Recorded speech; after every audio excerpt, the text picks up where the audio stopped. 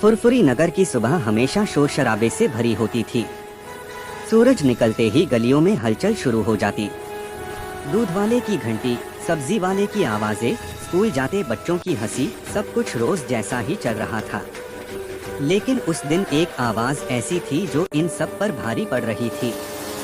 गुर्रर गुर्रर। यह आवाज किसी मशीन या गाड़ी की नहीं थी।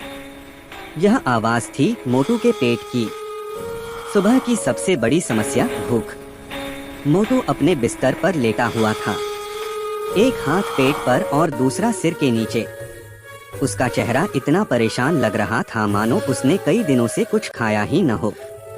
उसकी आंखें बंद थीं, लेकिन पेट पूरी ताकत से अपना दर्द बयान कर रहा था।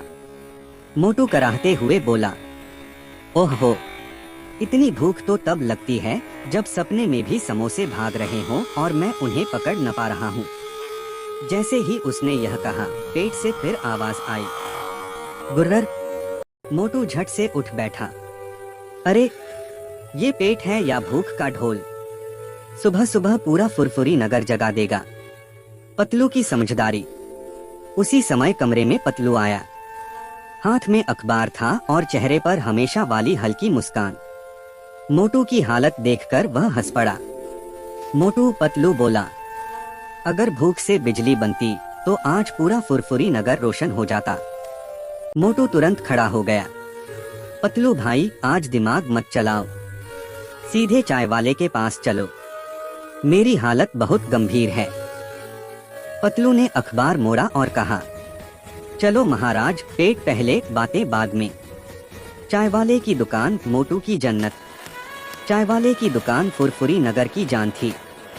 वहाँ हमेशा भीड़ रहती थी। गरम गरम चाय की भाप, तले हुए समोसों की खुशबू और लोगों की बातें सब मिलकर माहौल को खास बना देते थे। जैसे ही मोटू की नजर समोसों पर पड़ी, उसकी आंखें चमक उठीं। मुंह से पानी टपकने लगा। वह गिनने लगा, 1, 2, 3, आज तो मैं नया रिकॉर्ड बनाऊंगा। चाय वाला हंसते हुए बोला, अरे मोटू, आज तो दुकान खाली कर देगा क्या? दुकान तुम्हारे पेट समोसा में जाने गायब। वाली है। मोटू ने जैसे ही पहला समोसा उठाया, झप, समोसा हवा में ही गायब हो गया। मोटू की आंखें फैल गईं। अरे, मेरा समोसा कहाँ गया? चाय वाला बोला, अरे मोटू, यहाँ कोई चोर नहीं है। पतलू ने चारों तरफ देखा। अचानक हवा ठंडी हो गई। दुकान पर सन्नाटा छा गया और लोग चुप हो गए। अचानक आकाश से सुनहरी रोशनी उतरी। सबकी नजरें ऊपर उठ गईं।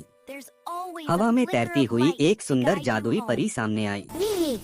उसके पंख चमक रहे थे और चेहरे पर शरारती मुस्कान थी। परी ने कहा, नमस्ते मोटू। मोटू डरकर पतलू के पीछे छुप गया। पतलू भाई, ये समोसा परी है क्या? लोग हंस पड़े। भूख की कहानी। परी मुस्कुराई, नहीं मोटू, मैं जादुई परी हूँ। मैं तुम्हारी भूख की कहानी सुनकर आई हूँ। मोटू ने पेट पकड़ते हुए कहा, परी जी, मेरी भूख कोई कहानी नहीं, ये तो सच्चाई है। पतलू बोला, परी जी, मोटू का पेट कभी झूठ नहीं बोलता। भूख की परीक्षा। परी गंभीर हो गई। मोटू, आज तुम्हें एक परीक्षा देनी होगी। मोटू घबरा गया। परी जी, स्कूल की परीक्षाएं तो पास कर ली, अब पेट की मत लो। परी ने छड़ी घुमाई। टेबल पर सिर्फ एक छोटा सा लड्डू आ गया। मोटू का चेहरा उतर गया। इतनी बड़ी भूख और इतना छोटा लड्डू। लोग हंसने लगे। धैर्य की जीत। मोटू कुछ पल चुप रहा। उसने लड्डू को देखा, फिर गहरी सांस ली। ठीक है, जो मिला है वही सही। पतलू हैरान रह गया। मोटू ने मुस्कुराते हुए लड्डू खा लिया। जादू का कमाल। उसी पल टेबल भर गया, समोसे, जलेबी, कचौरी और लड्डू। लोग तालियां बजाने लगे। मोटू खुशी से उछल पड़ा।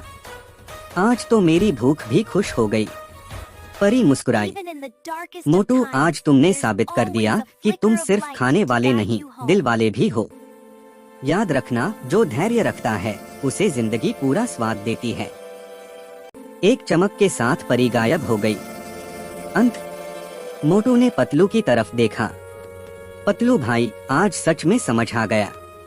पतलू बोला, क्या? मोटू हंसते हुए बोला, पहले दिल बड़ा, फिर पेट। लाइक करो, सब्सक्राइब करो, तभी मिलेगी मुझे और समोसे खाने की ताकत। वीडियो पसंद आए तो सपोर्ट जरूर करें।